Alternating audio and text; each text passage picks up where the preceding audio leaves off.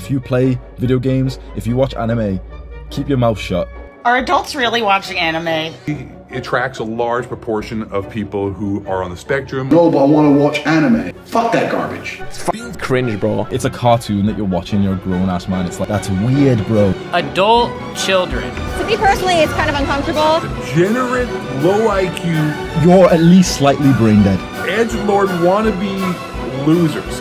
And you are an avid watcher of anime, just put a gun in your mouth. For as long as I remember, someone has always told me that I like the wrong thing. As a kid, I clearly remember having to sneak peeks at the girl shows like Sailor Moon and the After School Club, all to avoid my classmates and peers teasing me. Then when I was a teen, my parents would tell me I played too much video games, and as I picked up card and board games, even classmates at school would tell me I was too nerdy. At that time, since I was already so denied in my interests, I felt the need to hide my biggest one, being a weeb. And now as an adult, I mustered up enough courage to make a YouTube channel about it. But it wasn't so long ago I was secretive about my interests, and truth is there are still anime I'm reluctant to talk about. And maybe also people I'm reluctant to talk about it with. I think we all know of those annoying kids around the block, or to be fair, there are quite a lot of adults who never grew out of making snarky comments about your hobbies and interests. And we have all heard it before. What? Do you like anime? What a nerd.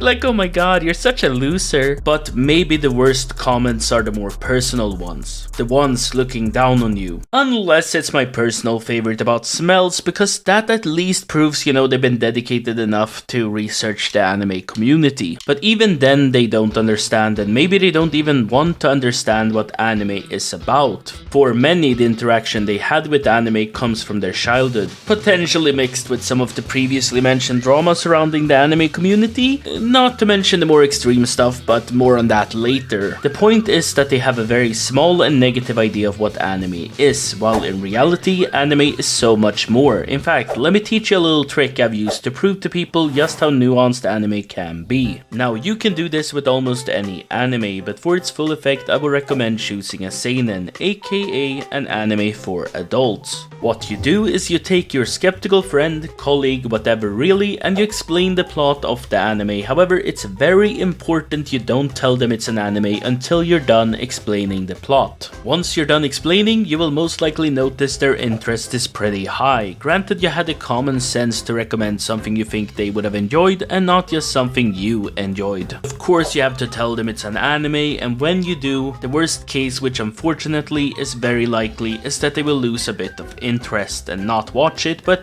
then at least you have helped nuance their view on it. And a few times best case has happened, and they have given the show a shot, which often results in them continuing to watch it. And this is tested, by the way. I got my colleague into Vinland Saga with this trick. But I don't know if I would ever use this trick for some of the anime I like, not even for some anime fans, because after all we have the dark side of anime. That's right, we are at Goblin Slayer episode 1 type territory. We are at Mushoku Tensei tying up girls and not solving the bathroom issue type territory. We are at Evangelion beating the meat to comatose underage girls type territory. Damn, Hideaki Anno, you're a goddamn genius. Okay, but seriously though, this is the side of anime that if any I'm still a bit nervous to admit I like, and maybe that's exactly why I feel the need to mask it up with jokes, because I know people will judge me for it, and that goes for both inside and outside the anime community. And this is where the quote from the thumbnail comes in.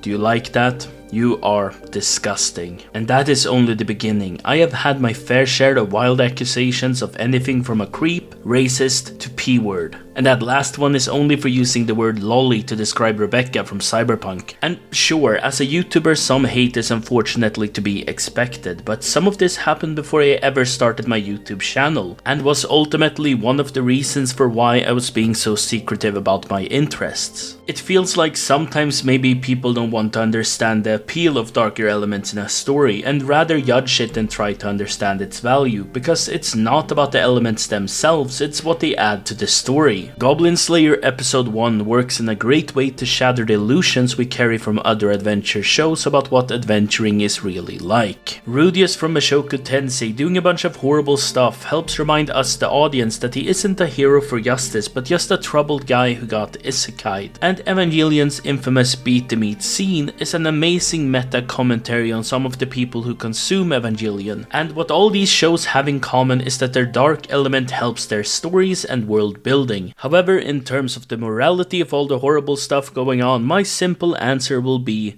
it's not real. It does not hurt anyone, and even in more extreme cases as with fan service of underage characters, there is no proof to suggest it actually makes anyone into a P-word, and there was even this huge case here in Sweden called the infamous manga case. Very quickly described, there was this Japanese translator who understandably owned a lot of manga, and in his collection were pictures of lollies. I will obviously not show them to you on YouTube, but there are examples in the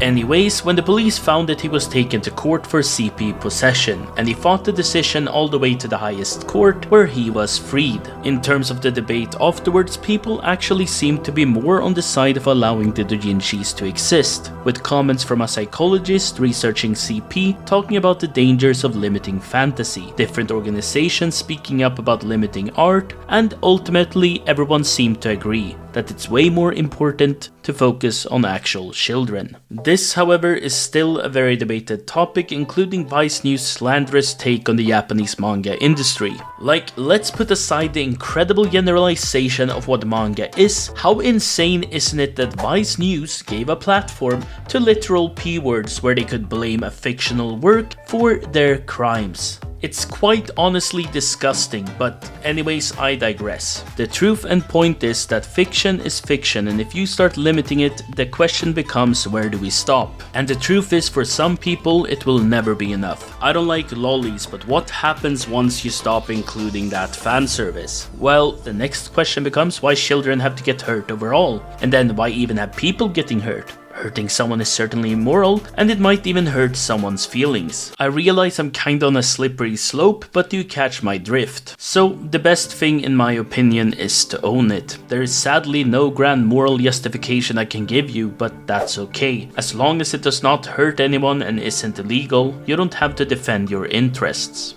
And if you need some external factor saying it's okay, here I am telling you straight up, it's okay to like what you like. And if you ever find someone who says anything different to you, just send them this video. Speaking of horrible stuff, if you're like me and you like that kind of shit, my Halloween special is full of them, which you can click right here to find. Also a great deal of horror anime. With that said, bye!